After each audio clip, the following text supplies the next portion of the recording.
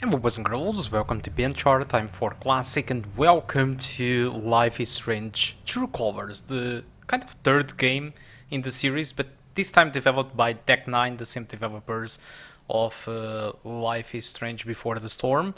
So it's not really the same developers as Life is Strange 2 or Life is Strange 1, but still Deck9 have been very impressive. So this is using Unreal Engine 4, and you want to see how this game runs on a GTX 1650 Super. So for starters, my recommended settings for this game it is for you to play at high settings, 1080p. This if you want to target a perfect 60 frames per second.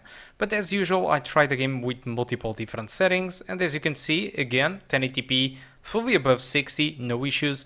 Very high, it kind of is above 60 for the majority of the time, but I had 6% of the time where it wasn't. And cinematic, which is much more demanding, and it's probably ideal if you want to have a 30 frames per second or above experience, although it's a little bit stuttering due to the VRAM limitations, so you might want to decrease a little bit the texture quality.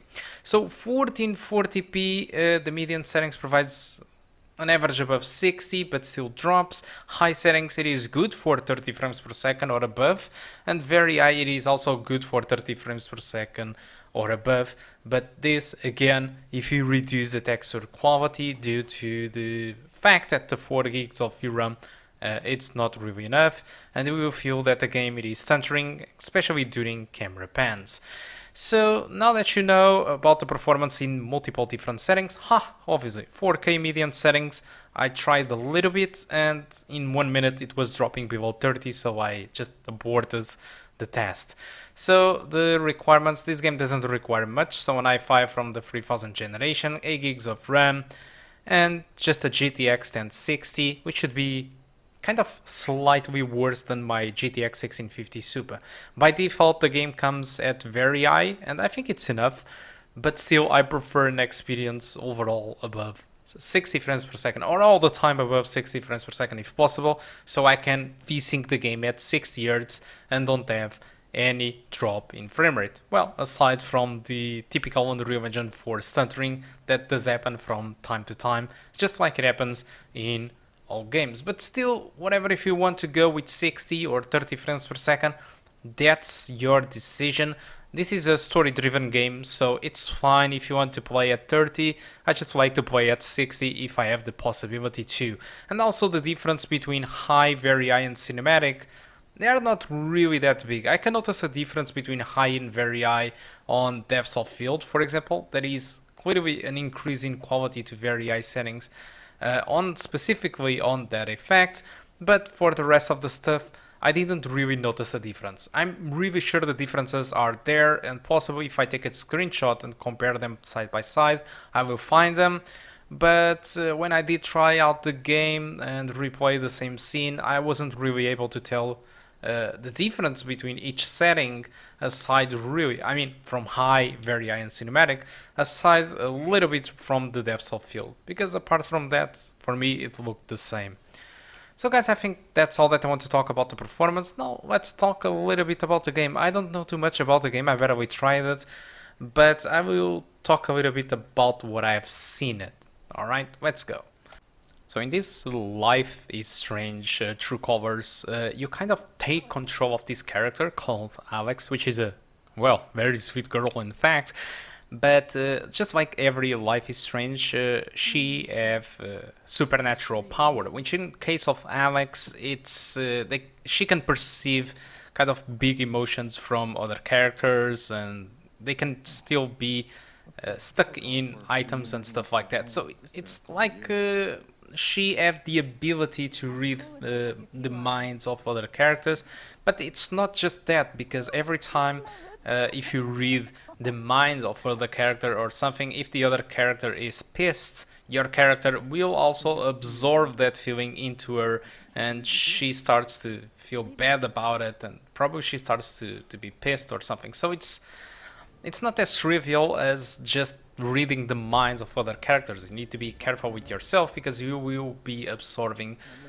all the other feelings of the characters. At least it was what I did understand. I barely played the game, but I have seen some reviews about it, and they talked about that. And in fact, the reviews have been pretty good for this game. I mean, the best scored Life is Strange until now, it was the first one, developed by Dontnod.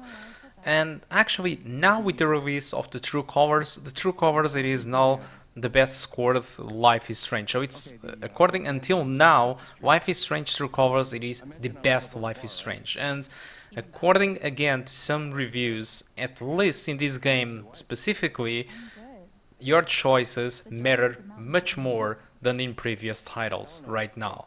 So that's a good thing, because despite I love the first Life is Strange, I have a feeling, I had a feeling that most of my choices didn't really matter. Alright, the ending, you just have like two possibilities, but still, during the entire game, I didn't notice too much of a change, alright, in the story, just because I selected some stuff. Yes, there were meaningful decisions that I took in the first game that did impact, but most of them didn't really impact the game.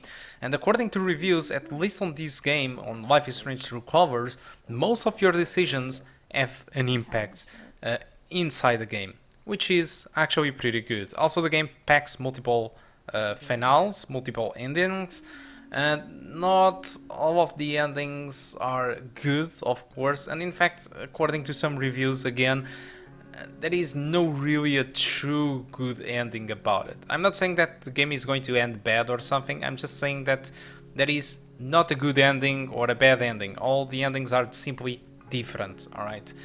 So, yeah, there's that. I'm not really too much of a reviewer, but I would like just to give these words for you to have an idea what you can expect from this Life is Strange regarding the story and what is different from the others. And it's quite interesting because I always consider Deck 9 as kind of a weak developer for Life is Strange, and now they have actually done a very good job. And one of the things that I want to point out immediately as soon as I started this game is that technology is here. The motion capture, whatever they have done it to animate the facial animations and the body and stuff like that, it's really a step forward comparing to previous Life is Strange. It's way so much better. The facial animations are just really great compared to the other titles, and it's awesome to see that being evolved in a game like this, because it's actually very important for the story-driven game.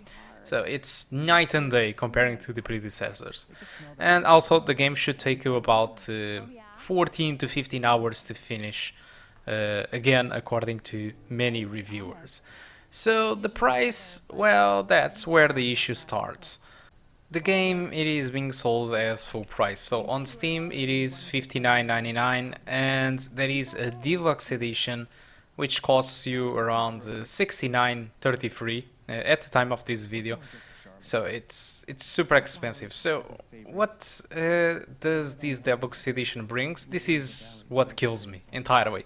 The deluxe edition brings you one thing, which is wavelengths, which is incredibly new content for the game, that, as it says on Steam, step into Steph booth as the all-new radio show host for KRCT, Heaven's Best and only radio station. Over 4 seasons, discover more about Steph's past and their relationship as she makes her mark on the record store, uncover its secrets and decides her future. So it seems that this is more gameplay inside the DLC at launch. So this doesn't make any sense. DLCs, in my opinion, should be something that should be delivered after the game release. The way that it is happening at the moment, it seems like they cut this from the main game just to sell it as a DLC to increase the price of the game. The game, it is already expensive in my opinion, and having this separated DLC increasing the price of the game, it doesn't make any sense to me. Still, I'm not judging that this game doesn't deserve the money or not. I mean, it's a 15-hour game, and there is clearly a big evolution compared to the predecessors. And again, the reviewers are saying that this is a better game than the predecessors, but still asking for a full price and yet cutting content out of the game to sell it as a DLC. Well, that's just sad, in my opinion. But still, I'm pretty sure a lot of you guys will get this game. Alright, so I guess that's it, guys. Thank you a lot for watching, and I do hope to see you soon. No problem. Goodbye.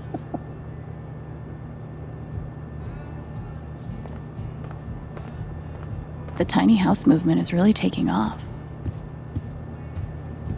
I hope Charlotte likes the sunflowers. Aw, I wonder who they are. Cute, right? Yeah. Are those your grandparents? No, but they were like family. Alistair and Ava Murphy. Nana bought the building from them before I was born. What if I don't get in? Shit. What if I do get in? Am I really ready to leave this place? If Riley's so anxious about leaving this town, I guess it can't be too bad. What if I don't get in? Shit. What if I do get in? Hopefully my advice doesn't derail her entire life. I'm sure it's fine.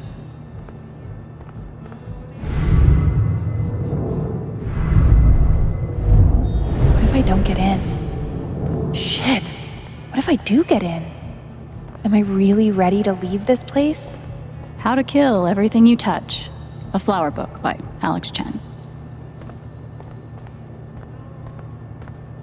Does anyone actually sit in the decorative store chair?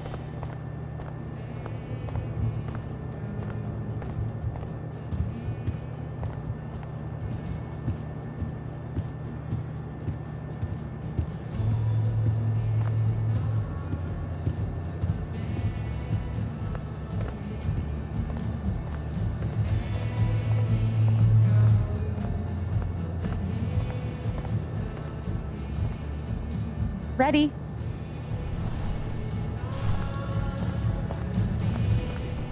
Thanks. See you soon, Rye.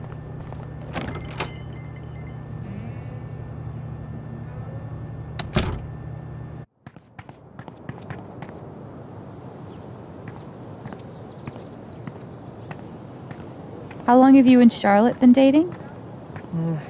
About 3 years now, I think. You must spend a lot of money on bouquets. She's worth it. Watch your feet now. It's getting windy. My feet are fine. Well, here we are.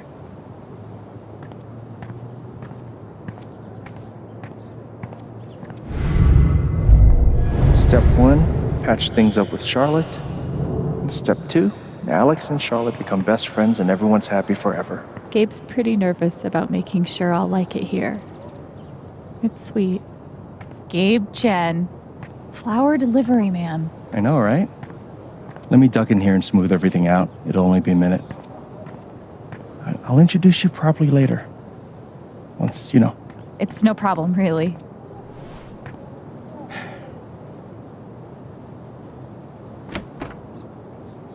It's gonna be longer than a minute. Trust me. Oh, hi there. Gabe's your brother, right? I'm Ethan. Charlotte's my mom. Hi, Ethan. I'm Alex. What you reading? Ninth Warden. Oh, has she found the Scepter of Serenity yet? She's looking for the scepter, but I think she'll need the Bangle of Vanishing to get to it. I wanted to turn invisible so bad when I was a kid. Still do sometimes, to be honest. You can get away with anything if you're invisible. And no one can stop you. If you like comics, I can show you the one I'm making. I'd love to see it.